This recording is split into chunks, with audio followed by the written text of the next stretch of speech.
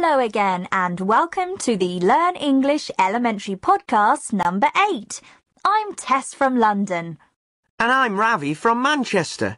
You're looking great as usual, Tess. How are you? Thanks, Ravi. I'm very well, thanks. How are you? I'm fine, thanks. Actually, I'm very well. You know I told you I was looking for a new flat? Yeah? Well, I found a new place over on Carswell Road, near the swimming pool. It's really nice. Much bigger than the one I'm in now. Oh, what's the rent like? Well, it's quite expensive. Quite a bit more than I pay now, but it's a lot nicer. Great. When are you moving? Well, I wanted to ask you about that. What are you doing on Saturday? Nothing special. Why? Well, do you think you could help me move some stuff to my new place? Can you spare 2 or 3 hours in the afternoon? Yeah, I suppose so. You can say no if you want to, you know. No, it's okay. I don't mind. That's brilliant. Thank you.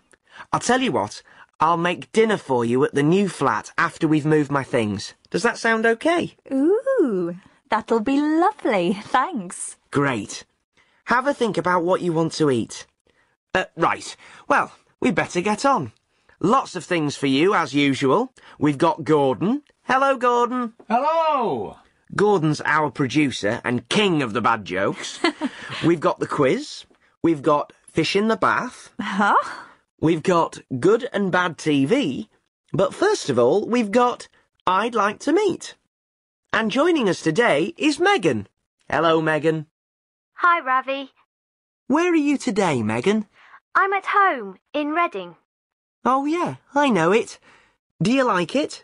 It's okay. I quite like it. Yeah. OK then, Megan. Tell us. Who would you like to meet?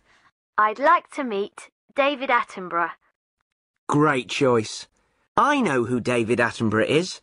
I think anyone who watches television in Britain will know who he is. But maybe you can explain to people who don't watch television in Britain who David Attenborough is and what he's well known for. Well, actually, Ravi, David Attenborough's wildlife programmes have been seen by more than 1 billion people all over the world, so I think people will know who he is. They might not know his name, but I think they'll recognise him. He's a TV presenter, and he makes programmes about nature and wildlife and the natural world, and they are just fantastic. I'll say the names of some of the programmes in case anyone recognises them. There was Life on Earth, The Life of Birds, The Blue Planet, Planet Earth. There's been so many of them. And what is it about David Attenborough that you like? Oh, everything. He's getting quite old now. He's over 80 now, but he looks great. He's got really white hair, and I love his voice. He just sounds so interested in the animals that he's talking about. And sometimes he gets really close to them and he's almost whispering, but you can just see how interested and excited he is. I think the programmes are brilliant. But the other thing is that the programmes are always about the animals, not about him. You know, some presenters just talk about themselves all the time. I think his programmes are the best things on TV. So, you like animals then, Megan? I love them. I want to be a vet. And what would you say to David Attenborough if you met him? Well, I'd like to say thank you, I think, for his programmes, and tell him that I think they've been really important in telling people about climate change and global warming and the real things that are happening to animals because of what people do. I think his programmes have made a lot of people realise the problems animals have to face. And I'd like to ask him what he thinks will happen in the future. You know, if it's too late to save the planet kind of thing. You know, I think I'd really like to meet David Attenborough as well. I really love those programmes. Do you know what he said about TV advertisements, Megan? No. He said he will never do an advertisement on TV. He says if people know you will take money to say you like something, then they can't trust you anymore or believe what you say. Yeah, you really do trust him when you listen to him. Well, thanks, Megan. That was great. And remember that we're always happy to hear from you. So if you'd like to tell us about a TV presenter in your country, you can send it to us at learnenglishpodcast@britishcouncil.org. That's Learn English, all one word, at British Council, all one word, .org. That's O-R-G. OK now, it's time for our quiz as usual. Our players this time are Amy. Hi, Amy. Hello. And Brandon. Hello, Brandon. Hi, Tess. Let's start with you, Amy. Where are you calling from? From Leeds. I'm from Yorkshire. And what do you do? I'm studying to be a nurse. I've just started. Oh, are you enjoying it? Yeah, it's great so far. OK, great. Now, how about you, Brandon? Where are you calling from? I'm in Penzance, in Cornwall. Wow, the very tip of the country. I used to go to Cornwall on holiday when I was a kid. We still get loads of holiday makers every year. Well, it's such a beautiful area. Anyway, we've got a new quiz for you this time, a numbers quiz. How are you with numbers, Amy? Well, I'll do my best. OK, here's what you have to do. You're going to work together to answer some riddles. I'll give you an example. There are 7 D in a W. Can you tell me what the D and the W stand for? Is it 7 days in a week?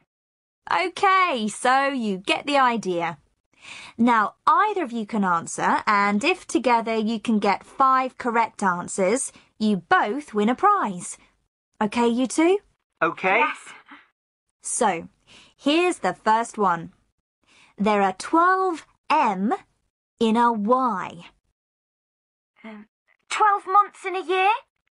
Well done! 1 out of 1. Next one.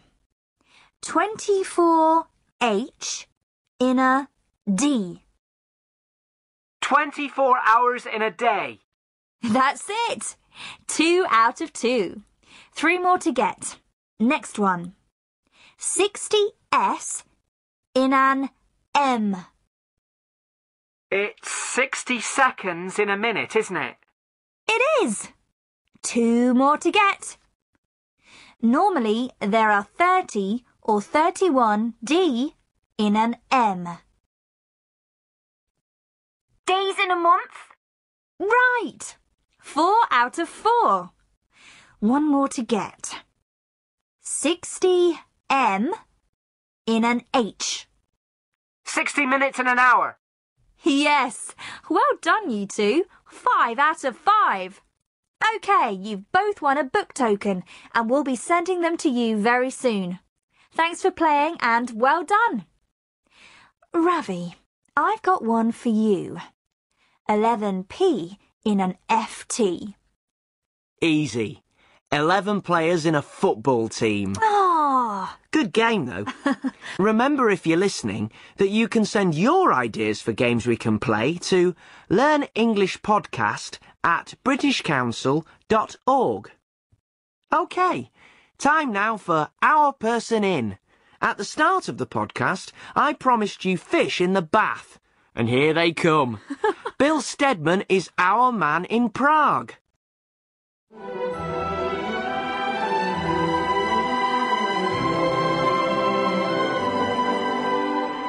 When the huge fish tanks appear outside supermarkets here in Prague, you know that it must be almost Christmas.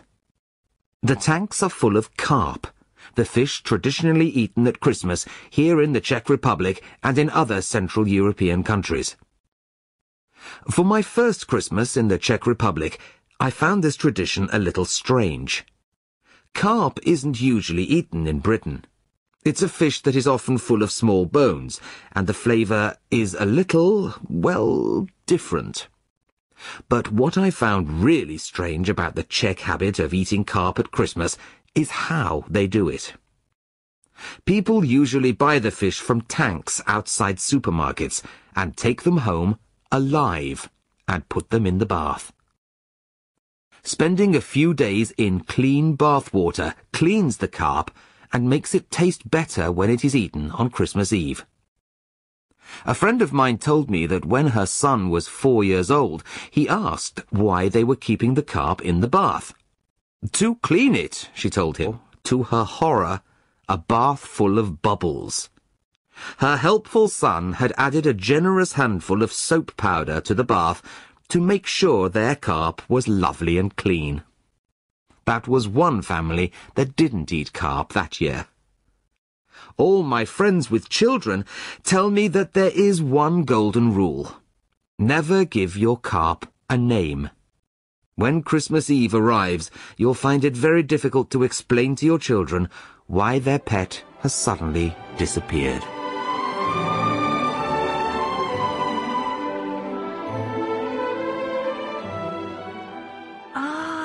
So the poor children think they've got a fish as a pet, and then it disappears, and they have to eat it for Christmas. Poor things. What I want to know is, how do they have a bath when the fish is in the bath? Ooh. Do they just have a bath with the fish? Very strange. But anyway, if any of you has something interesting to tell us about what you eat at festivals in your country, then write and let us know. The address is learnenglishpodcast@britishcouncil.org. Now let's move on to Your Turn, the part of our podcast when we find out what you think. This time round we asked a two-part question. What are the best and worst things on TV? Let's hear some answers. Best thing, sport. I know people complain about it, but it's all I watch, really. Worst thing, reality TV shows. Definitely.